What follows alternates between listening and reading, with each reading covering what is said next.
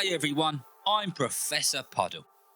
I have a question for you, my students. There is one thing we all use and need. Can you guess what it could be?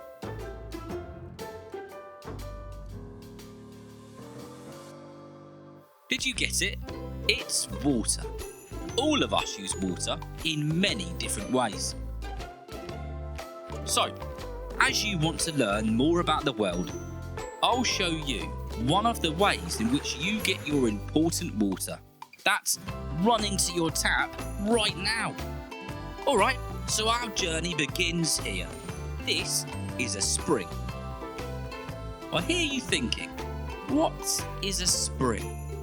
Well, it's like a natural fountain that comes from the ground.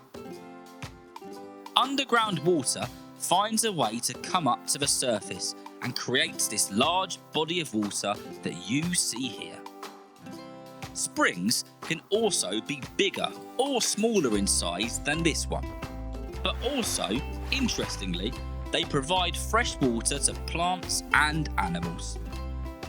So, that's one of the beginnings of the water process. And as it's at the start, we call this the source. There is also a river and other sources that Portsmouth Water use. I'll take you to the next stage of the process. This is a pumping station.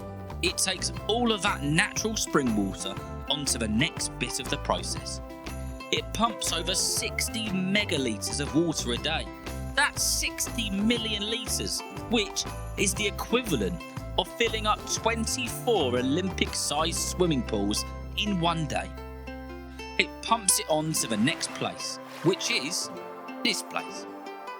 This is Farlington Filtration Works.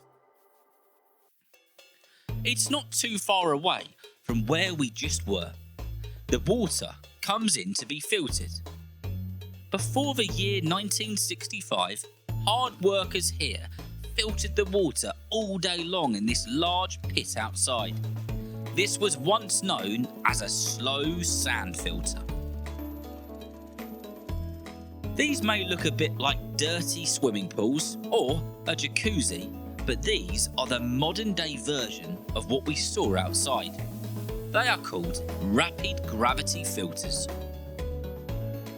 Below the sand are little things that look like ice cream cones. In them are little holes which compressed air is pushed through.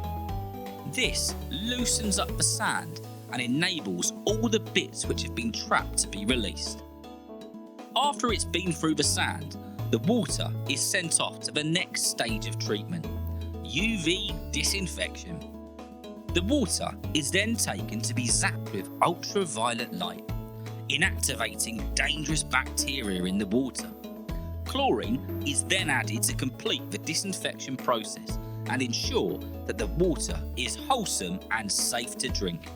To make sure all the water treatment processes are working correctly, Portsmouth Water headquarters also has a laboratory where you'll find me and my colleagues testing the water in various ways.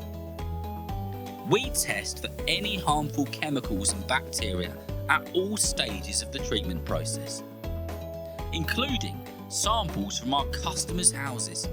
This even includes tasting it.